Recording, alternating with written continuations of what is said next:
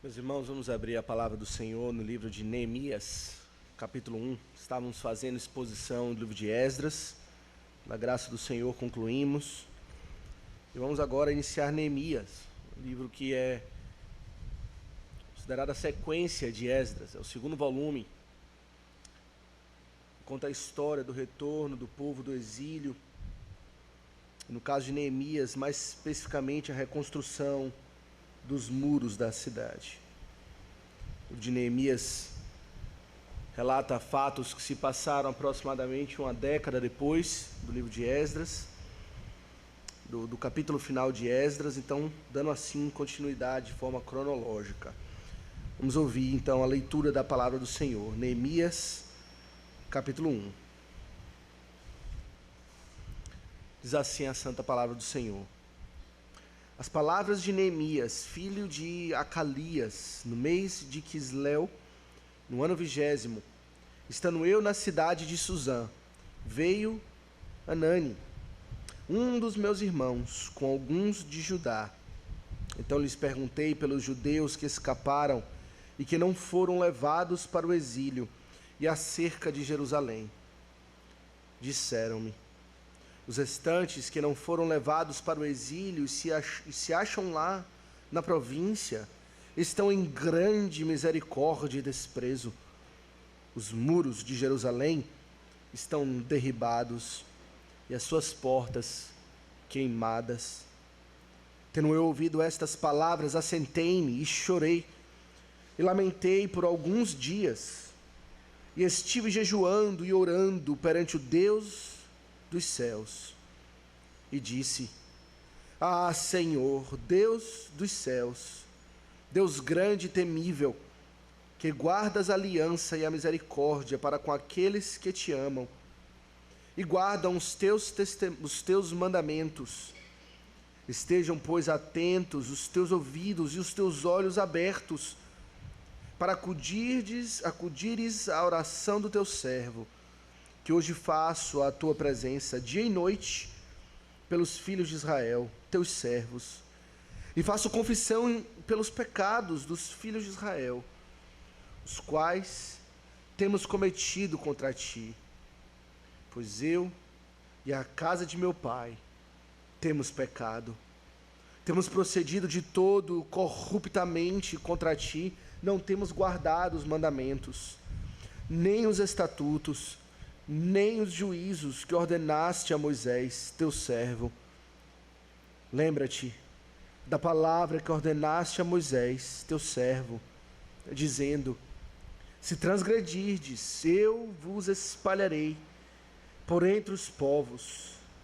Mas se vos converterdes a mim e guardardes os meus mandamentos e os cumprirdes, então, ainda que os vossos rejeitados estejam pelas extremidades do céu, de lá os ajuntarei e os trarei para o lugar que tenho escolhido para ali fazer habitar o meu nome.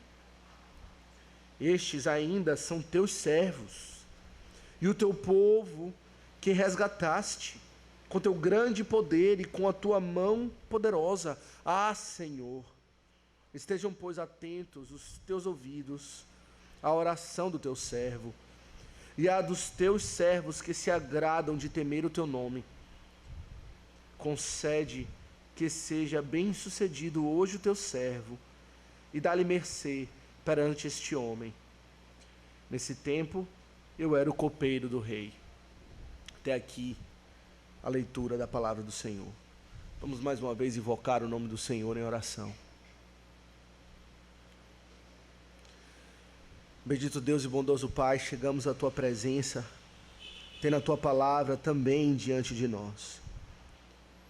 Primeiramente, damos graças, Senhor, pela Tua bondade, pela Tua misericórdia, por o Senhor condescender e falar ao nosso coração, aos nossos ouvidos, a respeito da Tua vontade, da Tua palavra, dos Teus feitos para com os filhos do Teu povo, para nos encorajar, nos instruir no caminho da piedade e da retidão.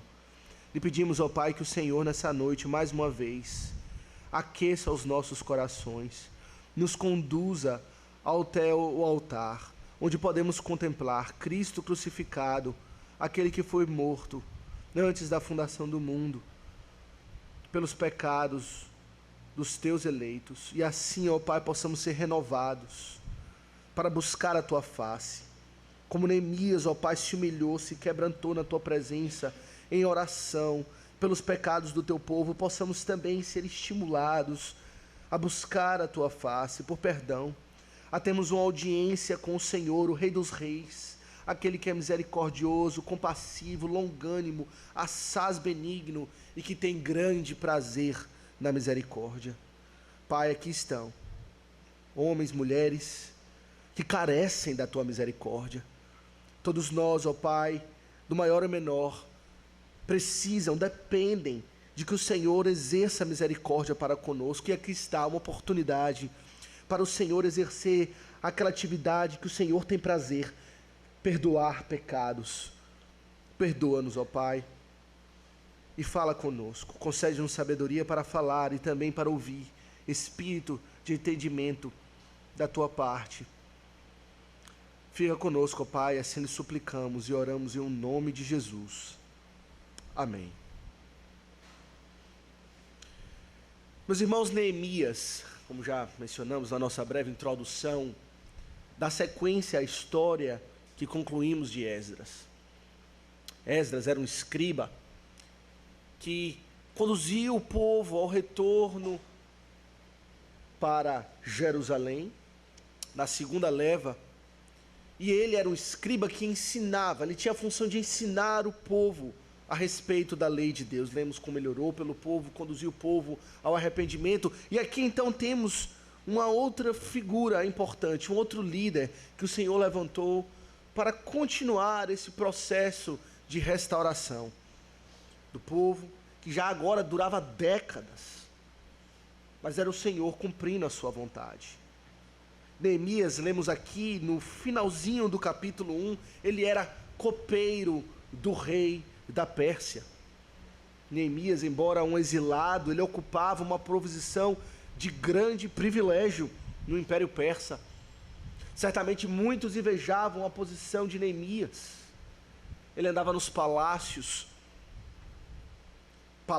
sem par naquele tempo, exuberantes, riquíssimo.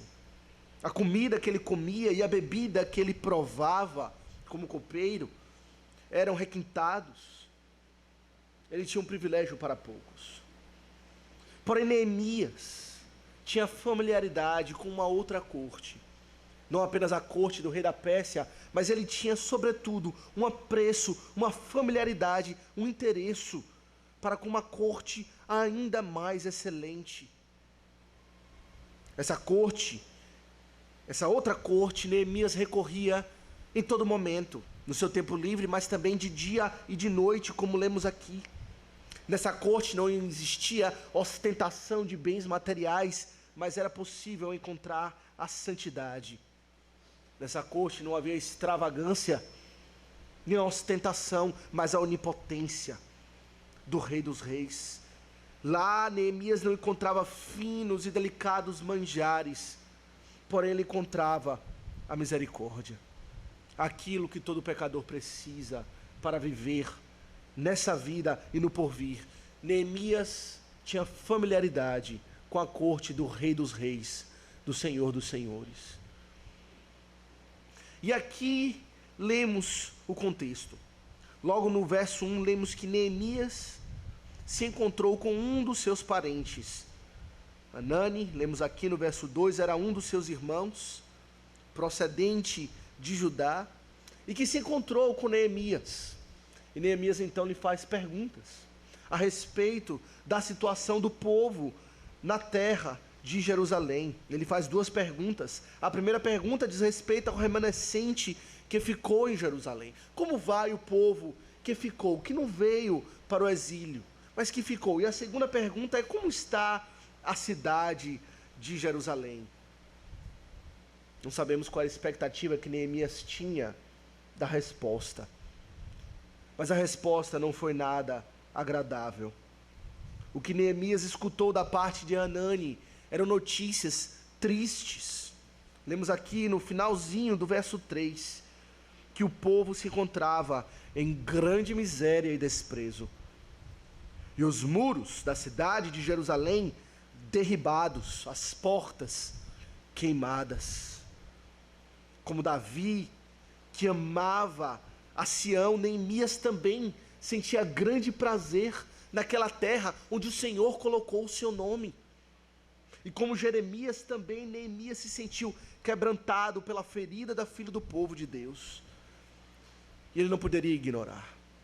Como continuar vivendo a sua vida normal, sem se quebrantar pelo seu povo que está sofrendo? Como continuar sua rotina de copeiro do chefe, provando de delicados manjares, bebidas finíssimas, enquanto o seu povo, povo da aliança, estava em grande miséria e em grande desprezo, passando por grande aflição? Neemias não poderia simplesmente continuar assim. Ele rasga o seu coração diante de Deus, diante dessa notícia. Meus irmãos, aqui eu já paro e faço uma breve aplicação. Como reagimos diante das notícias do estado ou da condição da igreja de Deus, da qual fazemos parte? Será que somos indiferentes para com a condição da igreja? Temos uma atitude individualista, imaginando apenas que o nosso relacionamento espiritual diz respeito tão somente à nossa pessoa e para com Deus, ignoramos a condição da igreja. Você, ao saber de notícias tristes, de que a igreja está em grande miséria e desprezo, que os muros estão derribados e as portas queimadas, tem esse impulso de Neemias, de clamar e rogar pela condição do povo de Deus, da igreja? Você sente essa ligação fraternal, familiar, espiritual com o povo? Certamente experimentamos isso de forma mais íntima dentro da nossa congregação, da igreja local, mas também devemos cultivar em nós esse sentimento para com a igreja como um todo, com a nossa denominação, que enfrenta problemas, mas também com a igreja do Senhor universal em todos os lugares, que proclamam a Cristo, que pregam o verdadeiro evangelho, muitos deles sofrendo. E devemos ter esse sentimento de irmandade e sofrer. E aqui Neemias, nesse capítulo, a partir do verso 4 até o final, nos ensina de que modo devemos responder a uma situação como essa. Como devemos responder diante da miséria do povo de Deus, passando por aflição? Vemos 3 coisas aqui que queremos considerar com os irmãos. A primeira coisa que Neemias faz, e que ele nos ensina, é que antes de qualquer providência que devemos tomar, de forma prática e concreta, devemos buscar a face de Deus. Veja que Neemias não foi de cara ou de forma precipitada tentando resolver o problema por si só. Ele não ajuntou uma assembleia de talvez judeus para pensar como resolver essa situação. Ele não formou um comitê e nem também buscou uma audiência, pelo menos de início, para com o rei da Pérsia, para saber dele o que poderia ser feito para com o seu povo. A primeira coisa que ele faz, e que devemos fazer, é buscar uma audiência com Deus dos céus, com o Rei dos Reis. Por que buscar homens que nem sempre estão inclinados a fazer a vontade do Senhor, quando podemos buscar o próprio Deus? Aquele que é todo poderoso, aquele que tem todo o poder e está com seus ouvidos atentos e abertos para ouvir o clamor do seu povo. Deus tem sempre poder para fazer mover as rodas da providência em favor do seu povo, e é Ele que devemos buscar em primeiro lugar. Meus irmãos, e quantas vezes buscamos ao Senhor em oração em último lugar? Quantas vezes lançamos mão de plano A, plano B, plano C, todos esses desenvolvidos pela nossa própria engenhosidade. E somente em último lugar, quando tudo parece falhar, é que buscamos a presença do Senhor em oração. O que Neemias nos mostra aqui é que diante de problemas na igreja, problemas na nossa vida, diante de qualquer situação, nosso impulso é buscar a presença do Senhor, buscar uma audiência com os reis do ex, dobrar os nossos joelhos, rasgar as nossas vestes, chorar, lamentar, jejuar dia e noite, como Neemias fez. Mas há algo mais aqui que vemos a respeito da sua atitude em buscar a presença do Senhor. Veja no verso 5, que ele busca o Senhor fazendo referência tanto à santidade de Deus como à sua misericórdia. Verso 5 ele diz: Ah, Senhor, Deus dos céus, Deus grande e temível, porém que guardas a aliança e a misericórdia para com aqueles que te amam e guardam os teus mandamentos. Deus grande e temível, Deus santo, que deve ser temido por conta da sua santidade, da sua justiça perfeita, mas também aquele que é misericordioso, bondoso, benigno, para com o seu povo, para com aqueles que ele pactuou numa aliança de graça e de bondade. Neemias aqui não menciona o nome do Senhor Jesus Cristo, mas ele está aqui orando em nome de Cristo, podemos dizer assim, porque é em Cristo tão somente que a graça, que a santidade, eu digo a misericórdia do Senhor e a santidade podem coabitar e existir. Fora de Cristo, contemplaremos apenas a santidade do Senhor, como um Deus temível, fogo consumidor, que vem para destruir aqueles que são seus inimigos. Mas apenas em Cristo nós podemos encontrar refúgio no Senhor e apelar não só para a sua santidade, mas também para a sua misericórdia, para a sua compaixão, para a sua fidelidade, para com a aliança que Ele mesmo estabeleceu. Podemos dizer: Ele é o meu marido, Ele fez aliança comigo, e Ele é santo, puro, justo em todas as coisas, mas baseado nessa aliança, Ele irá me fazer bem, e é em Cristo que temos isso. Em Cristo temos acesso ao trono da graça de Deus, trono este que é terrível, mas que é gracioso, porque o seu caminho é pavimentado com o sangue do Cordeiro que foi derramado na cruz do Calvário. Neemias aqui roga em nome de Cristo, por assim dizer.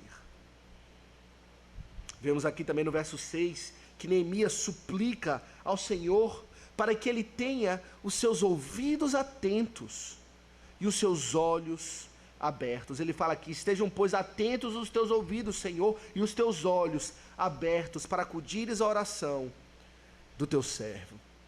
Em outras palavras, aqui Neemias está buscando a face do Senhor.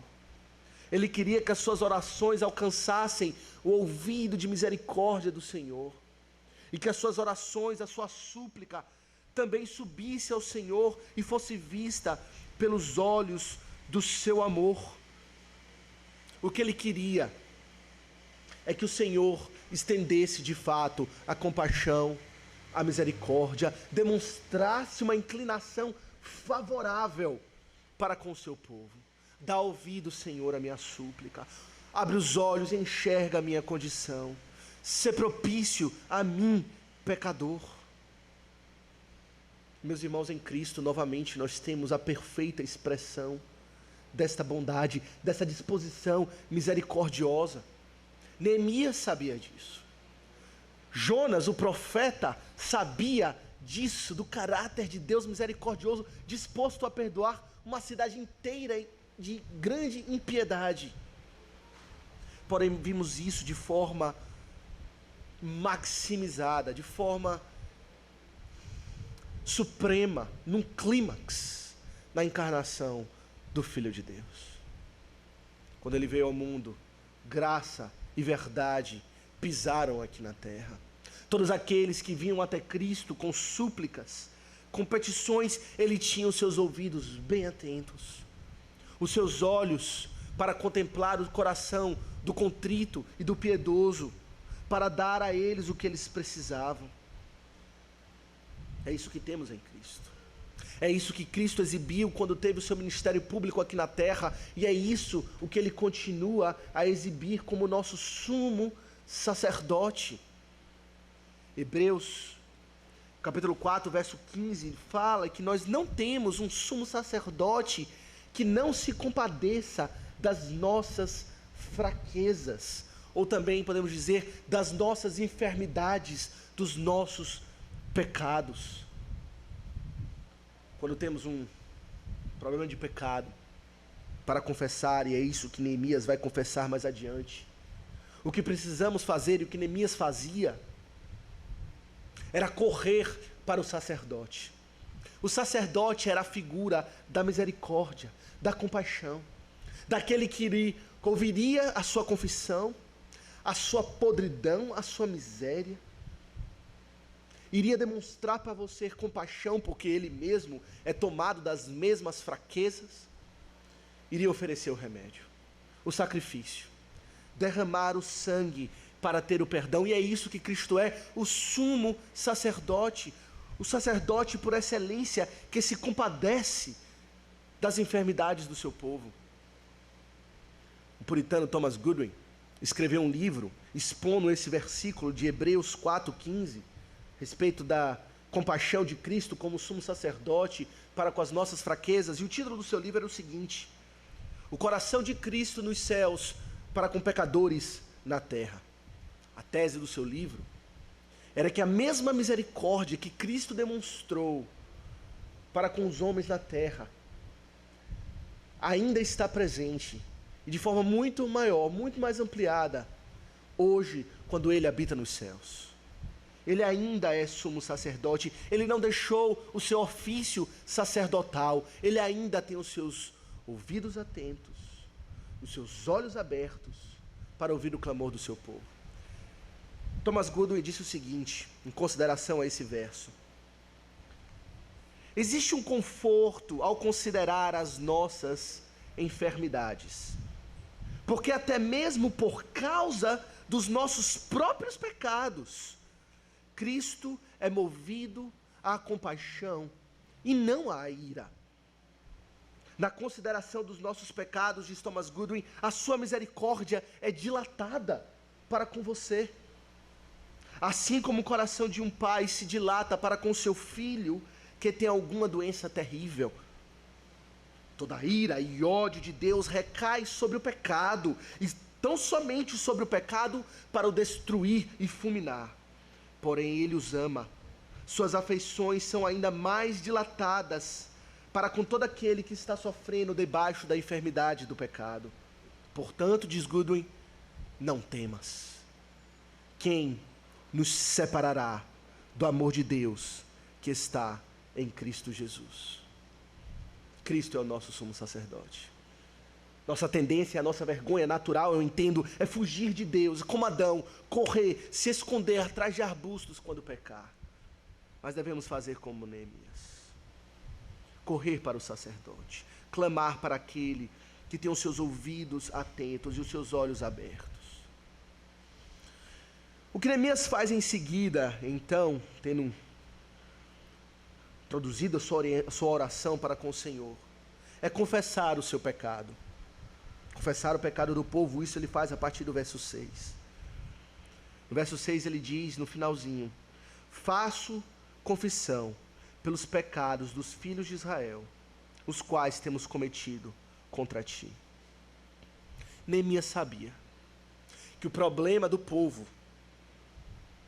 de desprezo, de estar lá em grande miséria, da cidade estar sem os muros, das portas estarem queimadas, era um problema de pecado. Ele sabia disso, ele tinha consciência, ele compreendia que o pecado estava na raiz do problema. Em última instância, o problema não eram os inimigos, que poderiam assolar a cidade, invadir, saquear, destruir. Em última instância, ou de forma mais profunda, o grande inimigo era o pecado. Os inimigos do povo, as outras nações, eram apenas um instrumento nas mãos de Deus para disciplinar o povo por causa do pecado. Assim Neemias faz uma confissão sincera desses pecados, ao invés de colocar panos quentes. De cara ele não menciona os muros, não menciona as portas, chegará um momento para isso. mas ele menciona o pecado do povo. E veja que ele não se exclui da situação. Veja aqui no final do verso 6, ele fala: temos pecado contra ti. Nós, eu incluso, temos pecado contra ti. E de forma ainda mais pessoal, ele fala aqui no final do verso 6: pois eu, Neemias, e a casa de meu pai, temos pecado. Ele reconhece a sua participação no pecado, do pecado da coletividade, que ele faz parte, ele não pode se excluir. Ele entende a sua participação no povo pactual, de forma que eles são um só corpo. E ele tinha culpa. E assim ele suplica pelos pecados dele também, do pecado do povo. Razão pela qual Neemias faz essa oração de confissão de pecados é que ele tinha uma visão exaltada do próprio Deus. Não uma visão pequena, mas ele via Deus, como já mencionamos, como grande e temível. Ele fala por temível aqui, nós vemos que ele compreendia que Deus era justo, santo, elevado, majestoso, infinito. E assim como ele poderia habitar na presença de um Deus infinito, tendo pecado, por isso ele precisava confessar. Meus irmãos, quantos de nós, até mesmo aqueles que são crentes em Cristo, professam a fé no Senhor, têm uma visão limitada, rebaixada, diminuída do próprio Deus. Infelizmente, até os crentes têm essa visão.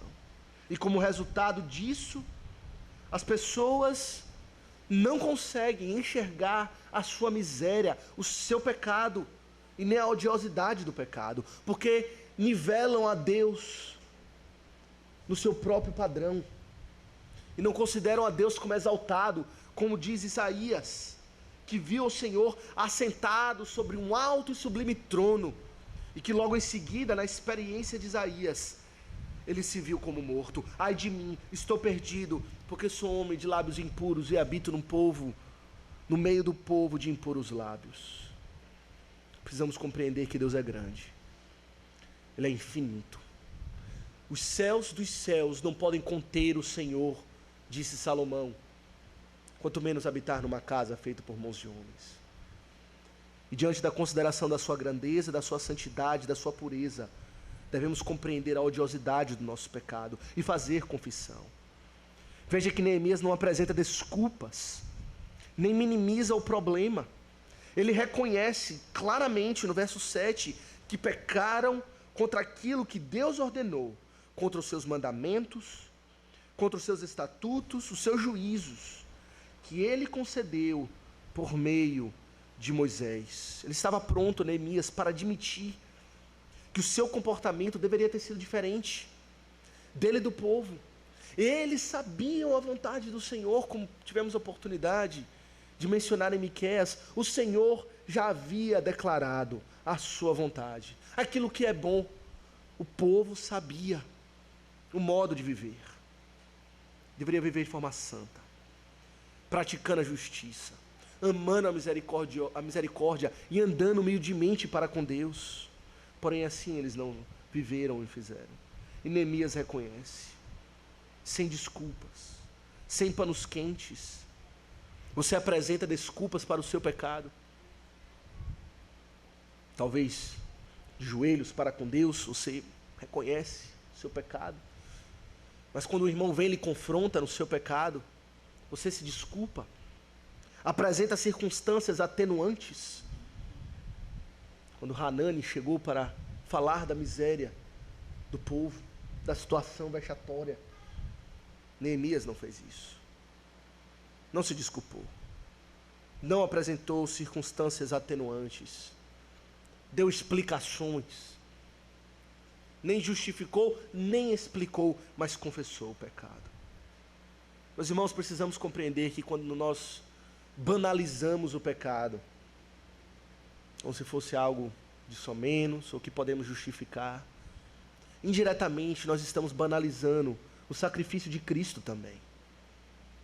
Quando diminuímos o pecado, a odiosidade do pecado, a nossa culpa, estamos diminuindo, ainda que sem a intenção, o sacrifício do Senhor, banalizando o sangue vertido do Senhor Jesus Cristo. Se Deus pudesse ignorar ou minimizar os pecados, por que ele mataria, crucificaria, amaldiçoaria o seu próprio filho, que foi feito maldição na cruz, para que nós pudéssemos ser abençoados? Não banalize o pecado. O pecado é algo sério. Devemos confessar, não brincar com ele, nem minimizar, nem desculpar. Então a segunda coisa que vimos é isso, ele faz confissão. Primeiro, ele buscou a presença do Senhor, como um Deus grande, temível, misericordioso. Segundo, ele fez confissão de pecados. E terceira coisa que vemos aqui, Neemias fazendo, nos ensinando como orar, é que ele apresentou súplica pela graça do Senhor. A confissão de pecados tinha um fim, tinha um desejo, tinha uma intenção, que era alcançar da parte do Senhor a sua misericórdia, o seu perdão, ser restaurado, ser perdoado, restaurado no favor do Senhor. E veja como Neemias faz isso, a partir do verso 8.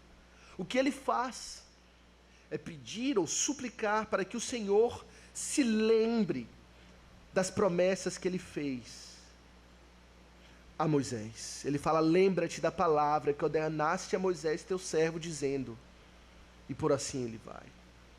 Na sua oração, o que Neemias faz é suplicar por meio da Bíblia, é buscar argumentos no próprio Senhor para obter o perdão. Ele pega a palavra do Senhor que ele recebeu da boca do Senhor e ele traz de volta para o Senhor. É como se ele lesse a Bíblia para o Senhor, para que o Senhor lembrasse da sua palavra e cumprisse. Sem dúvidas, Neemias sabia que a única maneira de obter o favor de Deus naquela situação era encontrar algo no próprio Deus que o movesse à compaixão. Nele não havia nada, no povo muito menos. Se há esperança de perdão, de compaixão e de graça, ele haveria de encontrar no próprio Deus, e onde Deus se revela, que é por meio da sua palavra, das suas promessas. Ele não tinha nenhum mérito em si mesmo, nenhum argumento próprio para apresentar, senão aquilo que o Senhor havia falado. Lembra-te da palavra que ordenaste a Moisés. A referência aqui é o que o Senhor falou em Levíticos, que ele ordenou a Moisés. Levíticos 26, verso 42, lemos assim: então me lembrarei, diz o Senhor, da minha aliança com Jacó, e também da minha aliança com Isaque, e também da minha aliança com Abraão. Por amor deles, me lembrarei da aliança com seus antepassados, que tirei da terra do Egito, à vista das nações, para lhes ser por Deus. Eu sou o Senhor. É isso que Neemias faz. Suplicar para que o Senhor lembre as suas promessas. Se o Senhor lembrou das suas ameaças para punir o povo, acaso ele não lembraria também das suas promessas? Ele não esquece a sua lei, porque ele é justo em todo tempo, mas ele também não esquece das suas promessas, porque ele é infinitamente gracioso.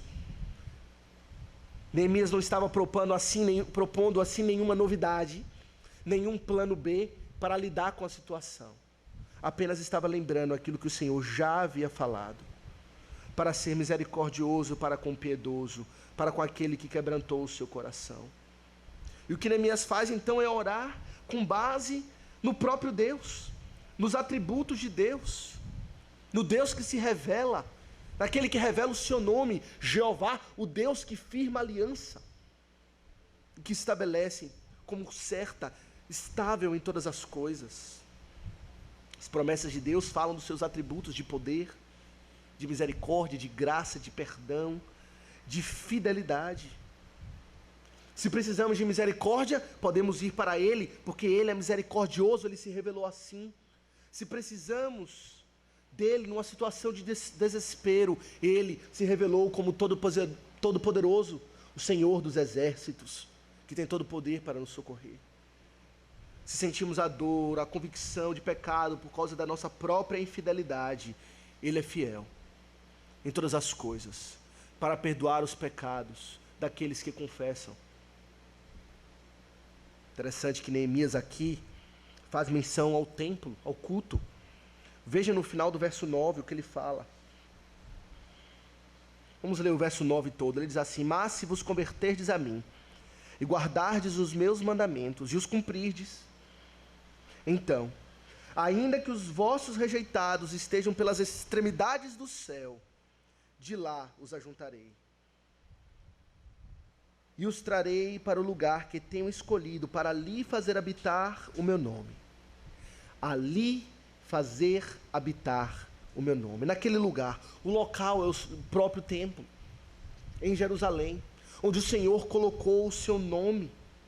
A ideia de colocar o nome, biblicamente, significa que aquela coisa ou aquele local onde o seu nome está posto vai revelar o seu caráter, os seus atributos, a sua presença favorável. E no Antigo Testamento o Senhor colocou o seu nome sobre o tabernáculo e sobre o templo. Se abrimos a palavra do Senhor em 2 Crônicas, capítulo 6, nós lemos a oração de Salomão sobre a consagração do templo. E a oração de Salomão diz respeito a isso, ao nome do Senhor ser posto naquele lugar, para que aqueles que orassem voltados para o templo, com a consideração do templo, pudessem alcançar o favor do Senhor. Então em 2 Crônicas 6 temos essa oração. Verso 18, eu vou ler algumas partes, talvez fique difícil para os irmãos acompanhar, mas prestem atenção, ele fala assim no verso 18: eis que os céus e até o céu dos céus não te podem conter, diz Salomão, falando da presença do Senhor no templo. Mas lhe pedimos, lhe suplico no verso 20, que o teu nome esteja ali, para que aqueles que orem voltado para ali, o Senhor ouça e perdoe. Verso 22 ele fala: quando alguém pecar contra o seu próximo e orar voltado para esse lugar, 23 ele fala: ouve tu dos altos céus, com ouvidos atentos, age e julga os teus servos. Verso 24, outra situação: quando do teu povo de Israel, por ter pecado contra ti, for ferido diante do teu inimigo, ouve dos céus e perdoa o pecado do teu povo. Verso 26, quando os céus se cerrarem e não houver chuva. Verso 27 ele fala: ouve tu nos céus, perdoa o pecado dos teus servos e do teu povo. Quando há fome na terra, quando vier fome na terra ou peste. Verso 30, de novo ele repete: ouve tu dos céus, lugar da tua habitação, perdoa e dá a cada um segundo os teus caminhos. Verso 32, quando o estrangeiro, que não for do teu povo de Israel, porém vier de terras remotas, por amor do teu grande nome, por causa da tua mão poderosa e do teu braço estendido, e orar, voltado para esta casa, verso 33, ouve tu dos céus, do lugar da tua habitação, e faze tudo o que o estrangeiro te pedir. E agora a situação de Neemias, verso 34, não, verso 36, quando pecarem contra ti, pois não há homem que não peque, e tu te indignares contra eles e os entregares às mãos do inimigo, a fim de que os leve cativos a uma terra, longe ou perto esteja, e na terra onde forem levados, caírem em si, e se converterem, e na terra do seu cativeiro te suplicarem, dizendo: pecamos, e perversamente procedemos, e cometemos iniquidade. Verso 39, ele fala: ouve tu dos céus, do lugar da tua habitação, a sua prece e a sua súplica, e faze-lhes justiça, perdoa o teu povo, que houver pecado contra ti. Salomão suplicou disso, para que o nome do Senhor colocado naquele lugar, naquele templo, representasse em toda e qualquer situação perdão de pecados, ouvidos atentos. Ouve, Senhor, e perdoa, e ser misericordioso.